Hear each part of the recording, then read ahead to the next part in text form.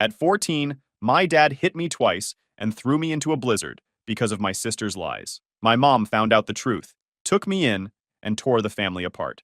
Years later, they've lost everything, and I've built a life they'll never enter. Hey, Reddit. When I was 14, my dad believed my sister's performance over my actual alibi, hit me twice, and threw me into a blizzard. I survived, rebuilt everything, and moved on. But the people who broke me weren't finished. Before we get there, let me start at the beginning. This happened in Wisconsin when I was 14. December, the middle of the worst blizzard in 3 years. The kind where the weather report stops sounding dramatic and starts sounding like instructions. Life-threatening, do not travel. I was at the kitchen table around 3:30, grinding through algebra. Quadratics, pure misery. Our teacher used an online portal that logged activity, so I had it open too, clicking through problems as I worked. My sister Brittany was 17 and had been on Dad since breakfast about driving her to the mall. The whining didn't stop. It just changed volume. Dad kept saying no. He was a real estate agent and lived for image and reputation, but even he could see the roads turning into death traps. Ice everywhere, visibility collapsing, wind picking up by the hour. Brittany didn't handle no well. She wore people down until they caved, and Dad usually folded. Not this time. She stomped upstairs around 4 and slammed her door hard enough to rattle the hallway frames. I stayed at the table. Dad went back to his paper. Normal Saturday, until it wasn't. Dad had a pattern with us. Brittany broke curfew and he laughed it off. I forgot the trash once and got a 10-minute lecture about responsibility and the family name. That morning, Brittany left dishes in the sink. Nothing. I left my jacket on a chair and got told I was making the house look like a disaster. Mom was out of town taking care of her sister after knee surgery. She'd left Wednesday and wasn't supposed to be back until Tuesday. Brittany absolutely planned around that. Mom was a paramedic and had spent years spotting liars.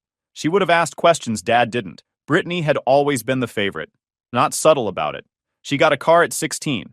I got a used bike from a garage sale. She got the bigger room and her own bathroom. I learned early. Stay quiet. Don't make waves. Expect less. Then, maybe 20 minutes after she went upstairs, she came back down. It couldn't have been much past 4:20. Her shirt was torn at the collar, makeup smeared. Mascara ran down her face in perfect dramatic streaks. She was sobbing so hard she could barely stand, hyperventilating like she'd been dragged through hell. Dad's newspaper slipped out of his hands and hit the floor. Then Brittany started talking. Between gasps, between sobs. She said I'd followed her upstairs. Said I shoved her into the wall because I was jealous she was Dad's favorite. Said I grabbed her shirt and ripped it. Grabbed her face. Told her I wished she'd never been born. She said I'd been sending threatening texts for months, cornering her when our parents weren't around. That she'd been too scared to say anything because I promised I'd make it worse. Every word was a lie. I tried explaining. Fast, panicked, pointing at the table like it could save me. My homework was spread out with fresh pencil marks, half-finished problems. My textbook was open. The portal was right there, logged in. I hadn't moved except to sharpen my pencil. Dad could see me from his chair the entire time. And I don't even have texting, I said. It's an old flip phone, calls only. And I don't even have social media accounts. Dad knew that. He was the one who refused to upgrade it. For half a second, his eyes flicked toward the homework, toward the screen, toward the shape of my phone in my pocket. One tiny moment where he could have checked, could have thought. Then his face hardened. He wasn't hearing me. He was hearing a story about a son who hurts girls. Something that would stain his reputation. Something people would whisper about. The idea hit his ego like a personal attack. Stop lying, he said. You're embarrassing this family. I kept talking, kept pointing at the obvious timeline, kept trying to make him use his brain for 5 seconds. Nothing worked. He crossed the kitchen in 3 strides, grabbed my arm hard enough to leave marks, and yanked me out of the chair.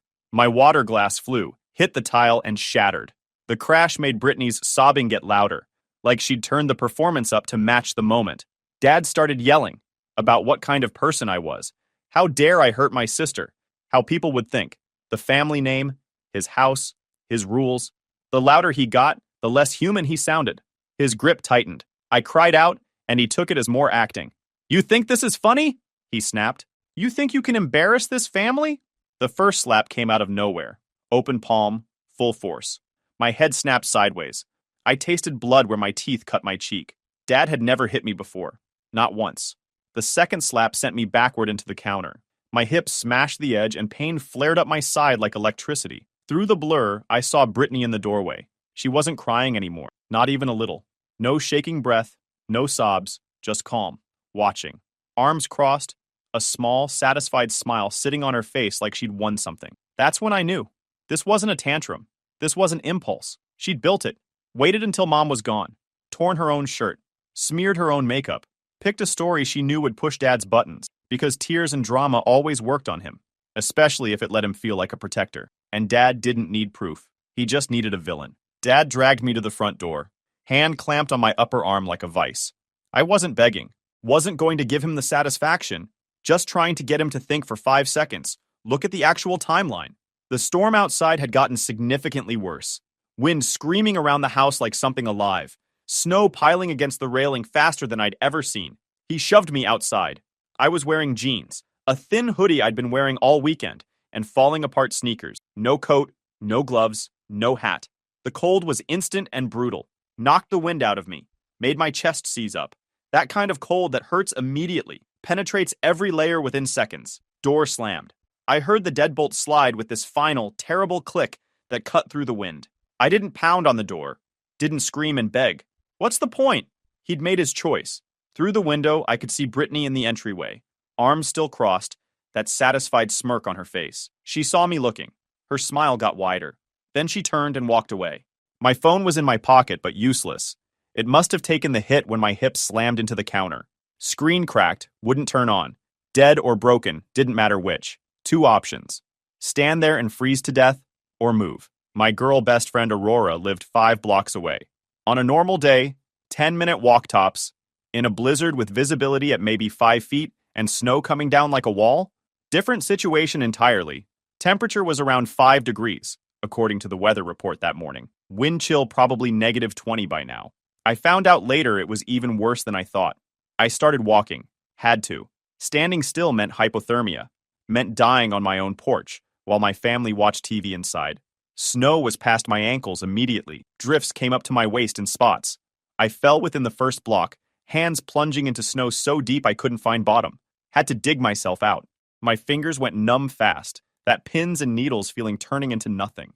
The wind was violent, not just strong, but unpredictable, pushing from every direction, disorienting. Couldn't see more than a few feet ahead. Streetlights were just fuzzy halos in the whiteout, barely visible through the snow. Every house I passed had lights on, warm yellow glows through curtained windows, families eating dinner, watching TV, normal Saturday stuff. Could see people moving around, kids playing, completely unaware of what was happening outside. I wanted to knock on every door, but shame kept me moving. How do you explain this? Your dad threw you out because your sister lied and he believed her without asking a single question? Who believes that? Second block, I tried one house. Walked up to the porch, raised my hand to knock. Saw the curtain move. Someone looked out. Then the curtain dropped back. No one came to the door. By the third block, my thinking wasn't straight anymore. Cold does that. Messes with your brain. Kept forgetting where I was going. Had to remind myself. Aurora's house. 5 blocks. Keep walking. Don't stop. There was this moment, maybe 30 seconds, where I thought about just stopping. Sitting down in the snow, closing my eyes, letting it happen. Would have been easy. Peaceful even. But that felt like letting Brittany win. Like proving her right somehow. So I kept moving. Aurora's house appeared through the snow like a mirage. Porch light on, this warm glow cutting through the storm. Most beautiful thing I'd ever seen. I stumbled up the driveway, fell twice climbing the porch steps. Legs just gave out. Wouldn't hold my weight. Had to crawl the last few steps on hands and knees. Couldn't knock because my hands wouldn't work. Fingers wouldn't bend. So I kicked the door with whatever strength I had left. Weak thumps I was sure no one would hear. Then Mrs. Miller opened the door. She took one look and gasped. Sharp intake of breath, hand flying to her mouth. Pulled me inside without asking anything. Just grabbed my hoodie and hauled me over the threshold. Her hands felt burning hot against my frozen face. She yelled for her husband. Mr. Miller came running from the living room, stopped dead when he saw me. Jesus Christ, he said. What happened? They wrapped me in blankets from the hall closet, sat me by their fireplace. The heat was almost unbearable at first, made my skin prickle and sting. They brought me something hot to drink, but I couldn't hold the mug. Fingers wouldn't cooperate. Mrs. Miller had to hold it for me. For the first hour, they didn't let me drift off. Mrs. Miller kept talking to me, making me answer questions, making sure I stayed responsive. Aurora came downstairs in sweatpants and a hoodie, took one look, and her eyes went huge. Oh my God, she said quietly, just stood there staring. The Millers didn't push for explanation right away, just focused on warming me up, making sure I didn't have serious frostbite. Mrs. Miller checked my face, jaw tightening when she saw the handprint on my cheek, the swelling on my jaw. Mr. Miller brought dry clothes, thick wool socks, oversized sweater. I shook the whole time, teeth clacking hard enough to hurt. Eventually, Mrs. Miller asked what happened. Gentle, careful, not pushing. I gave them the clipped version. Brittany lied about me attacking her. Dad believed her without asking questions. Hit me twice, threw me outside in the storm, locked the door. I walked here. Maybe 30 minutes, maybe 40. Time got weird. Mr. Miller's face went dark. Dangerous quiet. Mrs. Miller looked like she wanted to hit something. We need to call someone, Mr. Miller said. Call his mom first, Mrs. Miller said. They started arguing. Mr. Miller wanted to call 911 immediately. Mrs. Miller thought they should try to reach Mom first. If we call the police, they might send him back there tonight. They won't send him back if they see those bruises. Mr. Miller pulled out his phone and dialed 911. Put it on speaker. The dispatcher answered. He explained the situation. Kid showed up half frozen with visible injuries from assault. Ambulances are delayed because of the storm, the dispatcher said. Keep him warm, keep him awake, watch his fingers and toes. An officer might get there faster than medical. We're triaging life-threatening calls first, the dispatcher added. Roads are blocked in multiple areas. An officer may not reach you for several hours. Mr. Miller muted the phone and swore under his breath. They're slammed. They said it could take hours. Mrs. Miller's face tightened. Hours, she repeated quietly. Okay. Then we do everything ourselves until they get here. She got her camera, took photos of the handprint on my face, the bruising on my jaw, the marks on my arm, photos of my wet, inadequate clothing. Mr. Miller wrote down what time I arrived, what I was wearing, basic timeline. Evidence, he said, in case you need it later. Aurora helped me to the guest room around 9, told me where the bathroom was, left the door cracked. Once the shaking slowed and I could answer clearly again, they finally let me lie down. Door cracked, lights on, checking me every so often. My parents are going to follow up with your mom as soon as we can reach her. But you're safe here tonight. Thanks. I couldn't sleep though. Kept checking the window, checking the door. Made sure it was locked. Around 1 in the morning, I heard the house phone ring. Mr. Miller answered. Who is this? Pause. No, we're not sending him out. It's a blizzard. He's staying here. His voice got harder. I don't care what your side is. Your son showed up here half frozen with a handprint on his face. Another pause. Don't even think about it. If you show up at this house, I'm calling the police immediately. Around 2, I heard a car outside. Footsteps on the porch. Knock at the door. Mr. Miller answered. Different voice this time. Official. Evening. We got a call about a runaway juvenile at this address, and we also got a separate call from this address about an injured minor. He's not a runaway. His father assaulted him and threw him outside in a blizzard. We still need to do a welfare check. In our town, the station was close, and they were already out responding to storm calls. Mr. Miller appeared at my door. Police want to talk to you. You don't have to go back with them. I came out. 2 cops in the living room. They looked at my face, at the bruises, and their expressions shifted. What happened to your face? The older cop asked. My dad hit me. Why? My sister lied about me attacking her. He believed her. Where's your mom? A few hours away, taking care of her sister.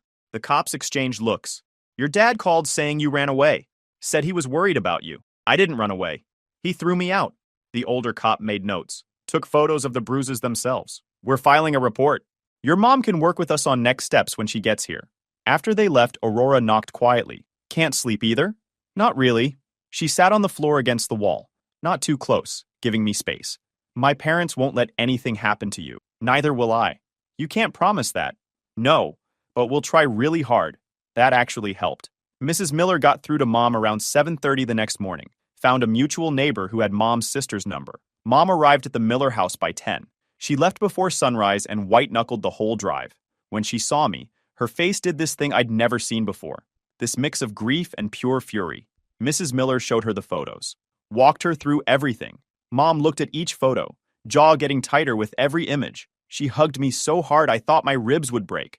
Then pulled back, studied my face, traced the bruises with her fingertips so gently it barely registered. We're going to the hospital. Right now. I'm fine. You're not fine. You have potential frostbite and documented assault injuries. We're going. She took me to the ER. Got everything documented officially. Doctor examined the bruises, noted the pattern, handprint on left cheek, spreading bruise on jaw, finger-shaped marks on right upper arm, checked my hands and feet for frostbite. Minor damage to 3 fingers, 2 toes. The ER doctor made notes, lots of notes, said she was required to file a report. Mandated reporter. Mom was already ahead of her. I'm calling CPS as soon as we leave here. Mom bought me a basic smartphone that afternoon. No fancy stuff, because she refused to risk me being unreachable again. We got back to the Miller house around 1. Mom made the call to CPS from her car, gave them specific details. The CPS worker sounded overworked and tired. Has this happened before? No. Any history of violence in the home? Not physical violence, no. They scheduled a home visit for Monday. Said they'd send someone to talk to Dad. Then she drove us home. Well, to the house. Wasn't home anymore. When we walked in, Dad was sitting at the kitchen table with coffee and the Sunday paper. Still in his bathrobe. The broken glass from yesterday had been swept up. Kitchen looked normal. He looked up. Face went from surprise to guilty when he saw me. The bruises were spectacular by then. Purple and yellow. He opened his mouth. Mom held up one hand. Don't talk. Listen. Her voice was quiet, but had this power behind it that filled the room. Brittany appeared in the doorway, still in pajamas. She froze when she saw us. Mom turned to look at her. Whatever Brittany saw in that look made her actually take a step back. Mom laid it out. Cold, clinical, zero emotion. The timeline proved I was at the kitchen table. The Miller family would testify to my condition when I arrived. Photos documented the injuries. Medical records confirmed minor frostbite, exposure injuries. Mandated reporter filing from the ER police report from the welfare check. 5 blocks in that weather was potentially deadly. Temperature was 5 degrees. Wind chill -20. In those conditions, minutes matter. He could have died out there. Dad tried interrupting. I was protecting. You were protecting your pride. You ignored obvious contradictions because it was easier than admitting you were wrong. She turned to Brittany. Tell the truth. Now. All of it. Silence stretched out. Finally, Brittany's shoulders dropped. The confession came out grudgingly. She wanted to go to the mall. Got mad about being told no. Decided to create a distraction big enough that Dad would forget the original argument. And she knew the fastest way to control him was to make him angry at me. Yes, she ripped her own shirt. Yes, she smudged her own makeup. Yes, she made up the entire story. All of it. Fabricated. Dad's face went gray. Then Mom snapped. Just for a second. All that controlled fury broke through. Do you understand what you did? You nearly killed him. Your son. Because you were too proud to ask one question. One. Dad flinched. Get out of my sight. Pack your things and get out. She turned away, pressed her palms against the counter, taking deep breaths. After maybe 10 seconds, she turned back around. Voice controlled again. Sorry, that wasn't helpful. But it kind of was. Mom's response was systematic once she got control back. You're moving out, today. Papers get filed tomorrow morning. I already spoke to an attorney, and everything from the hospital and police is documented. Dad tried arguing. Mom's face stayed granite hard. You nearly killed your son. That's catastrophically poor judgment. Brittany got her own consequences. You'll finish the school year here. Then you're moving in with your father. Brittany started protesting. Mom cut her off. You saw him freezing on the porch and smiled? That wasn't a mistake. That was cruelty. Dad packed under Mom's supervision. He tried apologizing to me 3 or 4 times. Voice cracking. The words felt hollow. Sorry doesn't undo assault. He reached for a framed photo on the mantel. One of Mom and me, like he still had a claim to it. Mom's hand shot out. That's mine. Keep packing. He pulled his hand back. Went back to his suitcase without arguing. He left around 3. Mom stood by the door watching until his car disappeared. Then she made more calls. Emergency protective order.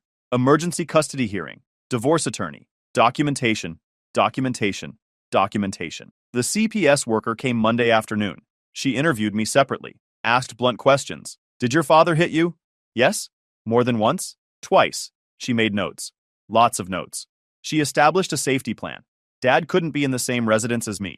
No unsupervised contact. Weekly check-ins with CPS. Dad had to take anger management classes. If he violated any part of the plan, CPS would report it to the court and law enforcement, and the judge could impose criminal consequences. Dad signed it. You could see him seething. Mom filed for emergency custody that same day. Filed for divorce Tuesday morning. Dad hired his own attorney. Tried to fight it. His lawyer advised him not to. You assaulted a minor and locked him outside in a blizzard. You're lucky you're not facing criminal charges. School started back up the following Monday. That's when things got really ugly. Someone told the school what happened.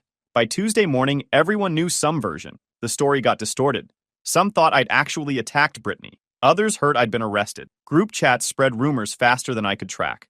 The school pulled me into a meeting Wednesday. Second period. Had to walk past everyone staring. They used careful language, safety protocol, precautionary measures. We wanted to check in, Principal Hayes said. I'm fine. The counselor, Ms. Rivera, leaned forward. This has been difficult. Want to talk? No. Hayes shifted. Standard questions.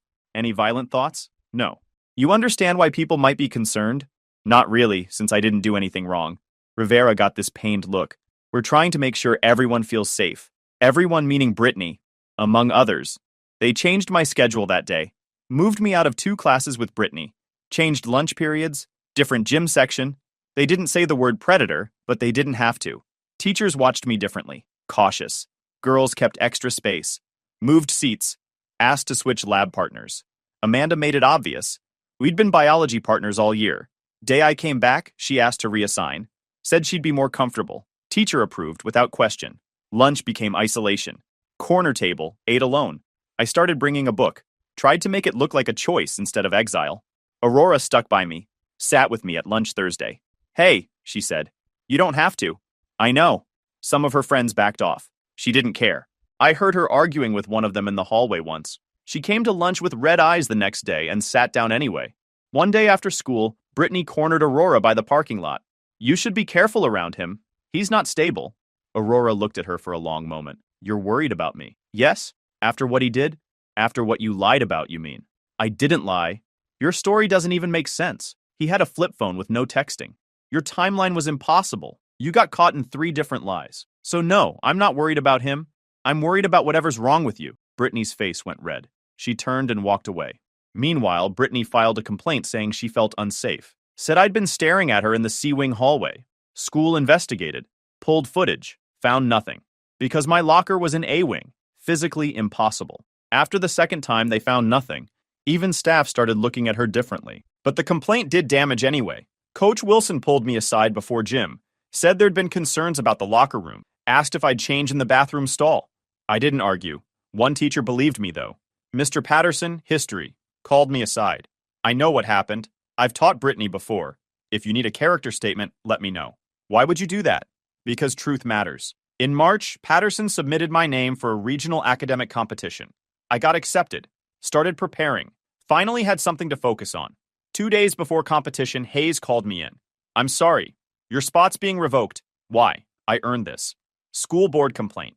Having you represent the school sends the wrong message. I didn't commit violence. Every investigation cleared me. Optics matter more than facts to them. Lost the competition spot. Dad violated the protective order in February. Showed up at school dismissal. Security escorted him off. Second violation in March. Grocery store. Dad blocked our path. I just want to talk. You need to leave, Mom said. Store manager made Dad leave. Judge extended the protective order. Warned third violation meant jail. One of Dad's friends showed up at our house. Greg, I work with your husband. Just wanted to talk. There's nothing to discuss. I'm sure it's a misunderstanding. He made a mistake under stress. I've known him for years. He assaulted my son and threw him into a blizzard. Mom shut the door. The custody hearing happened in late March. Dad showed up in his best suit, playing respectable businessman. Clean shave, pressed shirt. His lawyer kept saying it was just a concerned parent who overreacted under stress. Temporary lapse in judgment. Understandable given the circumstances. It sounded rehearsed, like he'd said the same speech 100 times. Mom's lawyer presented the core evidence.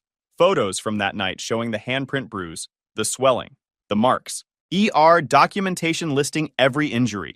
Miller family testimony about my condition when I arrived. Hypothermic, disoriented, physical trauma. School records showing Brittany's history of manipulation and false reports against other students. The homework platform timestamp came with a disclaimer. Times are approximate and may vary by up to 5 minutes. Dad's lawyer jumped on that immediately. Tried to create reasonable doubt. Neighbors' doorbell footage had been overwritten. 30-day rolling storage. We were past that window. Not perfect, but the physical evidence was overwhelming. I had to testify. Sat in that chair feeling everyone's eyes on me. Dad's lawyer tried the sympathy angle first. Don't you love your father? No. He looked surprised. Don't you think that's harsh? He nearly killed me. That seems pretty harsh too. Different angle. Your father made a mistake under stress, didn't he? We all make mistakes. I looked directly at Dad. His face was carefully neutral, but I could see the tension in his jaw. He ignored obvious evidence because it was easier than admitting he was wrong. He chose his pride over my safety. That's not a mistake. That's a character problem. Dad's jaw tightened. His lawyer moved on quickly. Because it involved allegations between siblings, the court appointed a guardian ad litem for Brittany. Standard procedure when minors make accusations against each other. Brittany testified. The guardian ad litem advised against it, but Dad insisted. Thought she could charm the judge, probably. Play the innocent teenager routine. She tried the apologetic angle. So sorry, living with guilt. Wish she could take it back. Learned her lesson. Mom's lawyer went straight for the timeline. You said your brother attacked you around 4:15? Yes. And you said he'd been sending you threatening texts for months? Yes. What kind of phone does your brother have? Long pause. You could see her trying to calculate the right answer. I don't. A regular phone? A flip phone with no texting capability, correct? Brittany's face went red. He could have borrowed someone's phone for months of texts without you or your parents noticing? And the homework platform shows his last activity at 4:23. He was visible at the kitchen table the entire time. Multiple contradictions in your timeline. Would you like to revise your statement? Brittany started crying. Real tears this time, but not because she felt bad. Because she was caught and everyone could see it. The judge granted Mom full custody with no visitation for Dad. Decision cited his catastrophic failure of judgment, violence without evidence, reckless endangerment. You nearly killed your child. Your pride mattered more than his safety. This court will not give you an opportunity to endanger him again. During financial discovery, the attorney subpoenaed bank records and found an account Mom hadn't known existed.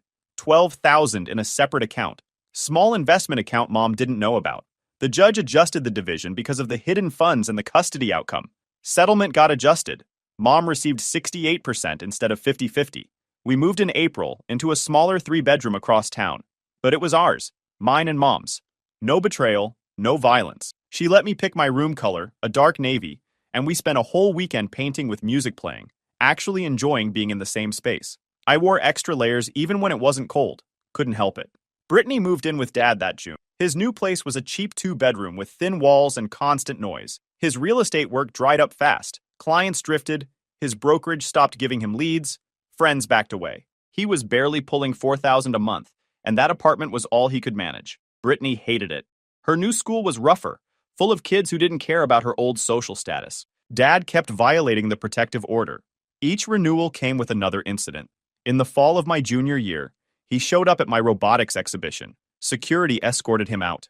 The judge issued a 30-day suspended sentence and warned the next violation meant jail. That finally shut him down. Meanwhile, my life steadied.